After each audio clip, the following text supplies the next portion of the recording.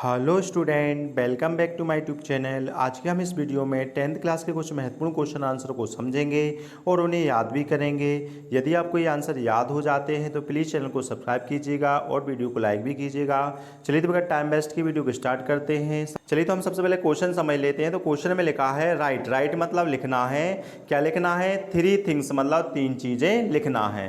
कौन सी 3 चीज़ें लिखना है? तो लिखा है दैट मतलब जो, कैन नॉट मतलब नहीं सकती और हैपन मतलब क्या होता है? होना, जो नहीं हो सकती हैं। ऐसी 3 चीज़ें लिखना है जो नहीं हो सकती हैं। कहाँ नहीं हो सकती हैं? तो आगे लिखा है इन मतलब में, और काय में आ ट्रीलेस फॉरेस्ट मतलब जिस जंगल में क्या नहीं लगे हैं? पेड़े नहीं लगे हैं। ऐसे जंगल में 3 चीज़ें नहीं हो सकती हैं, वो 3 चीज़ें हमको लिखना है। क्या पूछा जा रहा है? ऐसा जंगल जिसमें क्या नहीं लगे हैं? पेड़े नहीं लगे हैं, उसमें 3 चीज़ें नहीं हो सकती हैं, वो 3 चीज़ों के हमको नाम लिखना है। चलिए आंसर को समझ लेते हैं। तो आंसर में लिखा है द 3 थिंग्स मतलब 3 चीज़ें। दैट मतलब जो, कैन नॉट मतलब नहीं सकती और हैपन मतलब होता होना, जो नहीं हो सकती और कहाँ नहीं हो सकती ना?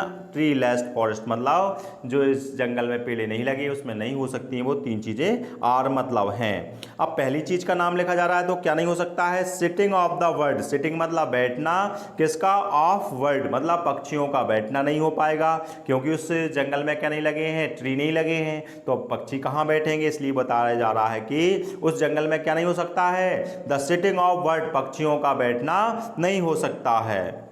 अब दूसरी चीज बताई जा रही है जो नहीं हो सकती। क्या नहीं हो सकता है? हाइडिंग मतलब होता है छुपना, और किसका? ऑफ मतलब आपका इंसेक्ट। इंसेक्ट मतलब होता है कीड़े मकोड़ों को बोलते हैं। तो जिस जंगल में पेड़े नहीं हैं तो वहाँ पर वो जो कीड़े मकोड़े हैं जो पेड़ों के अंदर छिप जाते हैं, वो कहाँ से छिपेंगे? इसलिए कौन सी चीज़ नहीं हो सकती? हाइडिंग मतलब छुपना नहीं हो पाएगा। किसका छुपना नहीं हो पाएगा? ऑफ इंसेक्ट्स का। कितनी चीज़ें बता दी हमने? 2। कौन कौन सी? सिटिंग ऑफ बर्ड, पक्षियों का बैठना नहीं हो पाएगा।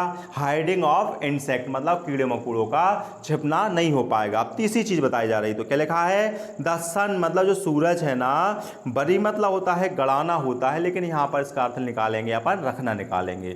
जो सन है वो क्या नहीं कर पाएगा? बरिंग मतलब रख नहीं पाएगा। किसको? इट्स फीट मतलब अपने पैरों को नहीं रख पाएगा। अब आप कहेंगे कि भाई ये सन के फीट मतलब पैर कहाँ से आ गए?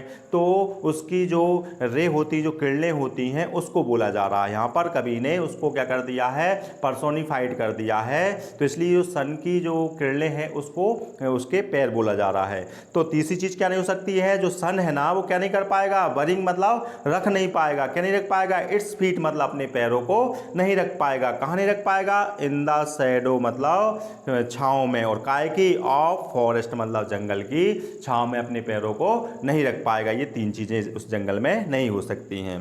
चलिए सेकंड को समझ लेते हैं। तो सेकंड में लिखा है बॉट, और ये लास्ट में क्या लगा है? टू लगा है। ये प्रीपोजिशंस है। तो यदि क्वेश्चन के अंत में प्रीपोजिशंस आता है तो उसका संबंध क्वेश्चन वर्ड से होता है। तो बॉट टू मतलब होता है किससे। डज हो गई हेल्पिंग वर्ब। जो पोइट है ना, कंपेयर मतलब क्या होता है? तुलना करना। तो कवि ने क्या की है? कंपेयर किया, तुलना की है।